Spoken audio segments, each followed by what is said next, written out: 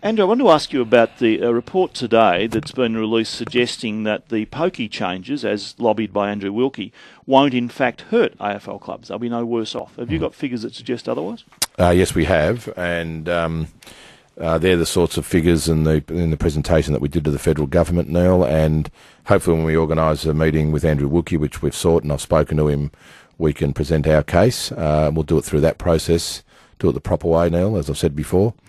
And we met with the clubs on Monday, as you know, and that was the stance and the view that we took. Okay. In broad terms, though, are clubs at risk? Oh, they're at risk from the perspective, Neil, of they've made commitments. And you've got to remember, in relation to gaming machines, they are, in some cases, with clubs as part of a social club, where the clubs have invested in the social clubs, they've invested in infrastructure, in leases, in fit-outs, invested in machines. So they've got commitments going forward based on a particular business model. And if that gets jeopardised now because their revenues might drop, then they're exposed. So from that perspective, they are at risk. But you didn't appreciate the campaign. No, and I think I made it very clear. And I think you did. Now, I wanted to ask you about that. You're very relaxed. I'm always relaxed. Have you made a decision? A decision on what? Your future. I ran up the theory. Yeah. That you've. Someone told me about this. Yeah, there's a mindset. Well, I mean, you told somebody who wrote your critical letter up yours. Oh well, he deserved that.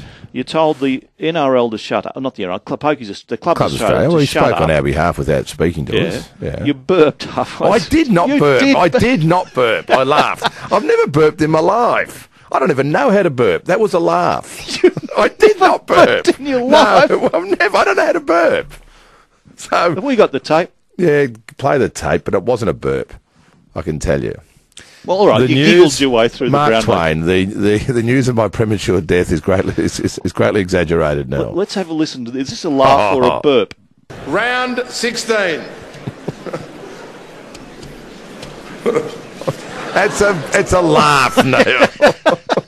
I tell you what, sitting there for 5 hours with Adrian Anderson, who's had about 85 gin and tonics, Neil, and making me laugh before every name came up, seriously. He must be the one who burped. I just thought, that maybe you were particularly enjoying this last finals series because it might be the last you had as chief executive. Oh, I don't think so. I can tell you, Neil, I'm very. I love finals for a start, and I love the last week in September. As it's going to turn out the grand finals in October. Happens to coincide tomorrow, Neil, with my twin daughters turning 8 tomorrow. Yes, I remember that. Which we're very excited about. And I think yesterday was my 8th year as CEO when I started. So that's enough, 8 years, isn't it? Oh, well, it may very well be. But I don't think you should read anything into that, Neil. Well, maybe 8 years may be enough, but don't read anything into it. No. How long are you going to stay? I don't know. I've never thought about that. I just thought that the psychology of Mr. Demetriou, I thought he's very relaxed. He's made a decision. Oh, no, I don't know. So what are you going to do? You got any jobs going? Or? Oh, we can find something for you. What are you going to do with the twins on their birthday?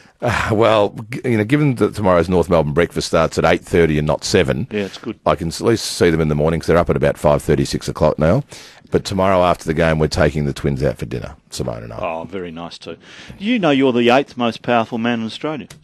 According to the Financial Review. I doubt it very much. All these 8s keep coming up. 8 years, 8-year-old twins, 8th most powerful man in Australia. Yes. This is very Chinese. I don't think that is right. I think they've got their power edition and they've got different categories now. For some reason, I'm in a cultural and community sense, I've been rated 8.